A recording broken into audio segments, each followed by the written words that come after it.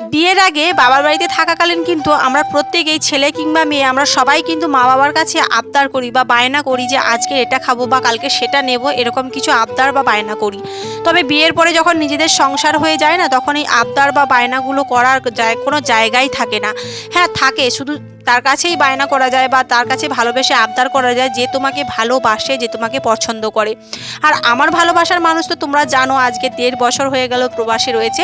তাই মেয়ের আবদারে দেখো আজকে দুপুরের মেনুতে রয়েছে চিকেনের লাল লাল ঝোল। তো মেয়ে বায়না করেছিল যে ও আজকে চিকেন খাবে, সেই জন্য সকাল সকাল মেয়ের টিফিন বানিয়ে মেয়েকে স্কুলে দিয়ে এসে বাজার থেকে কিন্তু চিকেন নিয়ে চলে এসছে। চিকেনটা দেখো অলরেডি হয়েও এসছে। এখন চিকেনের মধ্যে ধনেপাতা দিয়ে দেখো চিকেনটা আমার রেডি। আজকে চিকেনটা খেতে জাস্ট দারুণ হয়েছিল। আর এদিকে দেখো রান্নার পরে রাজারানীকে খেতে দিয়ে দিলাম। তারপরে মাম্মাম সোনাকে স্কুল থেকে নিয়ে এসে দেখো মাম্মামকে খাইয়ে দিচ্ছি।